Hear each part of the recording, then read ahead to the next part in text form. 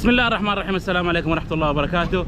بمناسبة 22,000 مشترك، الحمد لله فضل من الله علينا، ثم بدعمكم أيها الجمهور لنا وصلنا لل 22,000 مشترك، وإن شاء الله نصل 50 وال100 والمليون معكم بإذن الله.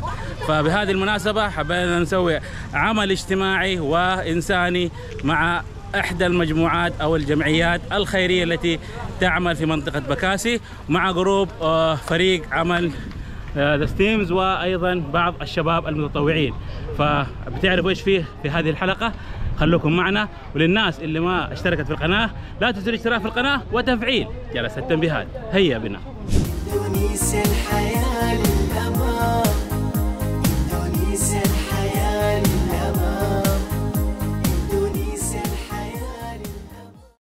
طبعا هذا المكان الآن جاءت شركة وسووا مصنع لتدوير النفايات، لأنه هذه المنطقة كلها منطقة نفايات، هذه جبال من النفايات. شوفوا مكب النفايات أو سيارة النفايات، شوفوا. فإذا هذه شركة جات، طبعا هم كانوا ساكنين في ذي المنطقة لكن سووا لهم إجلاء وطيروهم من المكان ذا فجاوا هنا. فهذا المكان اسمه بي جي أعتقد. فخلونا نشوف ايش فيه. وهذول الشباب حقون ستيمز ستيك. عندهم برنامج دحين انهم يقرأوا قصة ويتعلمون. شوفوا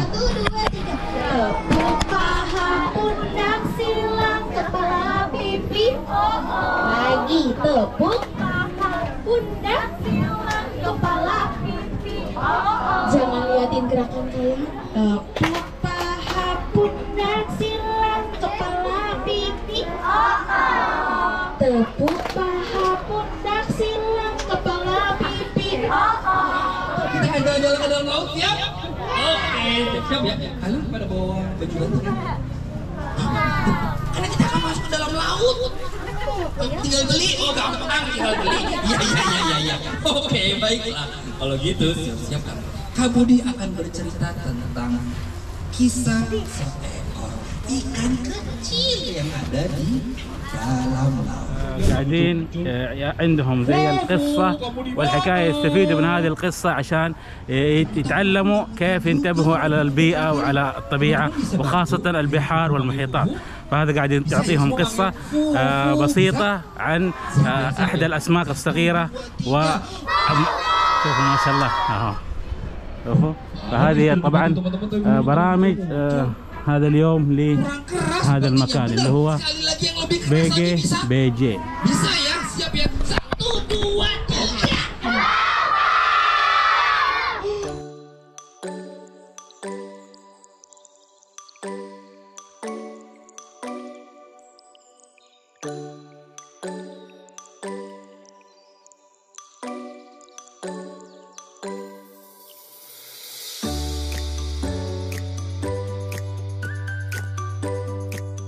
إن شاء الله راح نبدأ مع البرنامج الثاني لهذا اليوم مع الأخ عبد الرحمن وستيم تك.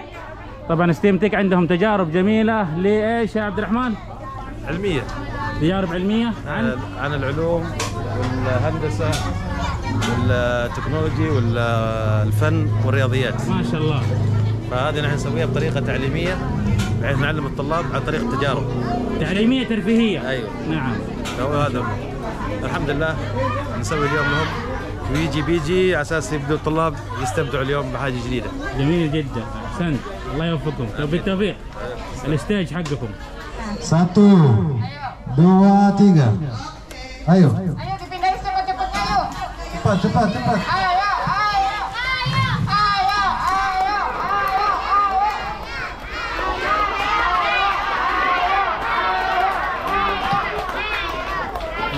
هذه شاطرة دي. هذه شاطرة. ايوه هذه شاطرة. ها هذه ذول شطار البيض.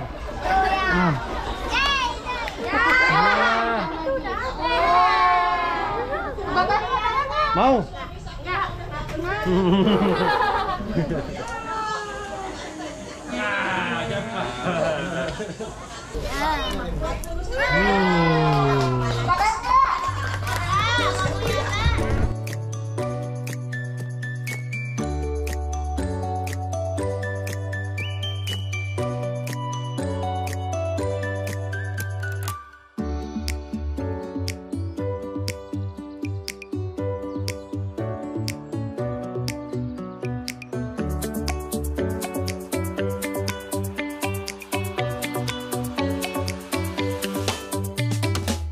هذه التجارب تعليم بالترفيه.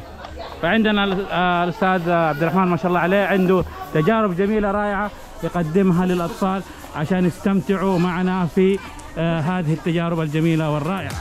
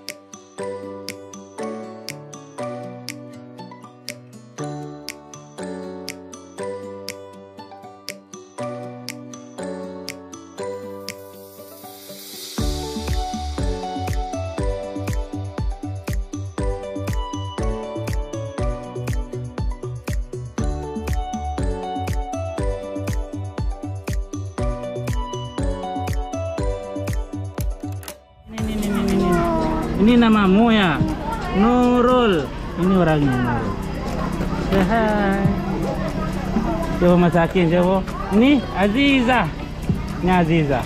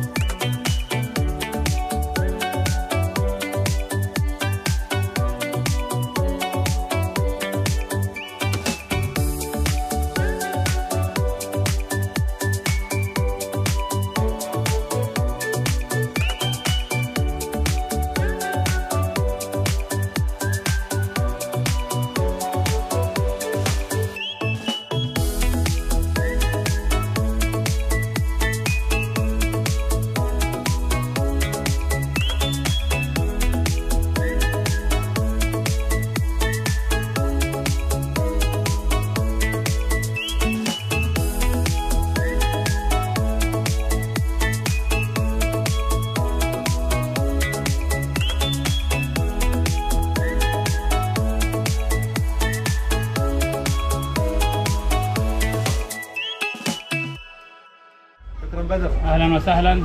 تعاون بين اندونيسيا الحياه وستيم تك، شركاء نجاح ان شاء الله.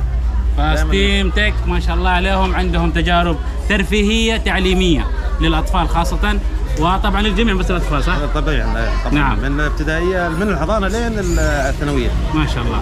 فطبعا جايين هنا عشان نرفه عن الاطفال، هم طبعا اطفال الشوارع للاسف الشديد، في بعضهم ايتام ما عندهم مكان يعيشوا فيه، فجات هذه الايبو اللي اسمها كاريسا. فان شاء الله راح نسوي معها مقابله صح؟ اكيد ان شاء الله، وتشرح لكم كل حاجه، تعرفوا معاناه الاطفال كيف هنا، وكيف هم اصلا فرحانين انه بجيتنا لهم بابتسامتهم، بس رجعوا لنا الامل يعني في الحياه. شكرا لكم يعني. Assalamualaikum warahmatullahi wabarakatuh. Waalaikumsalam warahmatullahi wabarakatuh. Boleh memperkenalkan diri pada pemirsa? Halo, nama saya Resa Bunat, saya 36 tahun. Saya dibesarkan di pembuangan sampah terbesar se-Asia Tenggara yang dikenal dengan Bantar Gebang. Bisa cerita sedikit tentang perjuangan Anda membangun BGBJ? Ya, BGBJ ya? BGBJ. Ya, benih. Perjalanan biji-biji dimulai pada tahun 2004. Dulu itu saya bercita-cita sebenarnya mau jadi dokter. Tapi 2004 itu keluarga mengalami kebangkrutan. Jadi saya tidak bisa kuliah di kedokteran, akhirnya kembali, dulu saya sekolah di Sumatera Barat, di Padang. Di Padang. Iya, di Padang Panjang, terus akhirnya terpaksa kembali ke Bantar Gebang karena nggak ada uang untuk melanjutkan pendidikan. Nah, pada tahun itu kembali ke sini, tapi saya merasa, awalnya saya sangat marah sama Allah. Kok saya mau jadi dokter, mau punya klinik, bantu orang susah, kok nggak dipermudah, ya kan? Saya bilang saya ibadah, semua ibadah saya lakukan, puasa, ini segala macam puasa sunat, kok saya nggak dibantu menjadi dokter. Nah, waktu itu kemarahan saya mempertanyakan benar nggak Tuhan ini ada gitu. Itu anak muda usia 18 tahun. Ini kembali ke Bantar Gebang melihat keadaan di sini. Ternyata kehidupan anak-anak di Bantar Gebang jauh lebih susah daripada kehidupan yang saya alami. Pada saat itu orang tua sempat menyekolahkan ke sekolah pondok pesantren modern di Padang Panjang sana. Jadi memang antara agama, pengetahuan umum juga diajarkan. Ya lulus di sana dan dapat ilmunya lumayan banyak. Terus kembali ke sini melihat situasi orang-orang di Bantar Gebang, anak-anak yang seusia saya merasa saya lebih beruntung. Mungkin Tuhan punya rencana lain, itu saya berpikir waktu itu. Tapi tetap dong sebagai anak muda tetap nih mempertanyakan ini. Yeah. Akhirnya bertemu dengan beberapa anak di lingkungan sini. Yeah. Mereka tahu nama saya tapi nggak tahu orangnya yang mana karena sudah lama nggak 6 tahun ya. Yeah. Tidak pulang, maksudnya pulang cuman nggak ketemu banyak orang. Jadi akhirnya saya bilang sama anak-anak, karena mereka, oh kakak anaknya Bapak Buyung gitu kan, Karesa, jadi mereka tahu nama tapi nggak tahu yang mana orangnya. Nah akhirnya pas sudah pulang saya bilang, adik-adik mau nggak kakak ajarin bahasa Inggris, bahasa Arab, terus saya bilang menari, bikin kreativitas, terus segala macam. Berkarya lah berkarya, gitu, karena untuk kan masyarakat. Iya dulu kan basicnya pesantren, di pesantren itu kan banyak yang diajarkan, ya kan, sekarang nggak pakai jilbab tapi basicnya pesantren 6 tahun. Nah terus sama anak-anak ini mereka bilang, oh kak, karena nggak ada yang ngajarin bahasa Inggris dan segala macam ini. Lalu karena memang saya sangat senang storytelling dengan anak-anak, karena waktu di pesantren juga kan basic juga ngajarin juga. Jadi tiap pagi kita ngasih produk ke adik-adik, adik-adik junior kita. Jadi memang basicnya sudah ada 6 tahun, jadi mengajar itu bukan suatu hal yang susah lagi. Karena kan kalau anak-anak pesantren memang dididik bagaimana supaya percaya diri, terus punya skill ketika dia keluar dari sana mereka bisa berbaur dengan banyak orang. Nah itu permulaan 2004 memberikan servis kepada anak-anak masyarakat gratis, lingkungan, dan juga pada saat itu kan nggak bisa lanjut kuliah. Jadi 1 tahun akhirnya sibuk mengajar anak-anak secara gratis buat anak-anak di lingkungan. Sebelumnya juga pernah ngajar ngaji juga, karena kan juga punya basic itu juga ya kan. Jadi ngajar ngaji, tapi ada hal yang aku nggak begitu suka. Terus aku pikir aku tuh lebih suka ketika mengajar gratis tapi tidak dimanfaatkan orang. Jadi ini idealis juga ya kan. Nggak apa-apa, nggak ada uangnya nggak apa-apa, tapi jangan orang pakai aku untuk mendapatkan uang, tapi uangnya tuh nggak dibayar untuk aku gitu. Jadi nggak. Jadi akhirnya putuskan tetap ngajar. Terus 1 tahun kemudian teman-teman sarankan untuk kuliah. Nah ini aku bilang bukan perubahan karena aku bilang bukannya aku nggak mau, tapi uangku tuh belum cukup. Terus teman-teman bilang, berapa uangmu ada? Terus bilang segini uangku ada. Oke, nanti kamu butuh 1.900.000 lagi. Kita cari cara supaya dapat uang. Jadi untuk kuliah. Iya, untuk kuliah. Jadi memang kuliahku itu adalah dibantu dengan teman-teman, dan ada yang membantu itu orang yang aku nggak pernah ketemu. Jadi didirikan tahun 2004. Sekarang kita di 2022. Kurang lebih berapa tahun? 18 tahun lebih. 18 tahun lebih berkarya. Untuk masyarakat. Untuk adik-adik di sini. Tapi memang pengalaman selama 18 tahun ya naik turun ya. Terus juga dengan segala macam gosip-gosip, tapi memang biasa. Memang karena niatku adalah menunjukkan kepada orang-orang ketika kamu dibesarkan di tempat yang orang bilang kumuh ya daerah sini, tapi kamu bisa memperlihatkan dengan keinginan yang kuat, suatu hari nanti kamu bisa juga punya pendidikan, kamu bisa lulus kuliah, walaupun kadang-kadang ada orang bilang nggak bakalan kamu selesai sekolahnya, orang tua kamu susah keuangan segala macam. Tapi memang aku membuktikan tidak ada yang tidak mungkin jika Allah berkehendak. Jadi aku tidak mau terkesan sok-sokan, tapi memang aku lihat memang apa yang aku alami dalam hidup memang Tuhan kasih penyertaan. Jadi itu memang aku percaya, walaupun kadang-kadang ada bilang, oh dia sekolah pantesan mungkin dia jadi istri keduanya bule tua atau apa, jadi isi simpanan. Jadi biarkan, aku nggak peduli. Yang penting aku tahu apa yang aku lakukan, dan memang karena dari sini langsung, karena akan berbeda jika aku dari luar Bantar Gebang datang ke sini terus kasih anak-anak wejangan, mereka akan bilang kakak itu orang kaya, mana dia paham tentang kehidupan di Bantar Gebang. Singkatan BGBG apa artinya? BGBG itu Bantar Gebang biji, artinya benih Bantar Gebang. Berasal dari filosofi Buddhism, the seed of love, jadi benih cinta. Karena menurut aku dan teman-teman yang tergabung di BGBG, anak-anak yang ada di Bantar Gebang itu adalah bibit unggul yang ditanam di Bantar Gebang.